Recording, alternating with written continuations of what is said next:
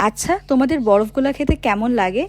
সেদিন বিকেলবেলা আমি আর আমার ছোটবেলার বান্ধবী বেরিয়ে পড়েছিলাম বাগবাজারের উদ্দেশ্যে একটা সুন্দর বিকেল কাটাবো বলে। বাগবাজার ঘাটে পৌঁছাতেই যেটা সবার আগে চোখে পড়লো সেটা হচ্ছে এই দাদার বরফগোলা স্টলটা। স্টলের বাইরে প্রচুর বাচ্চাদের ভিড় জমেছিল শুধুমাত্র এই গোলা খাবে বলে।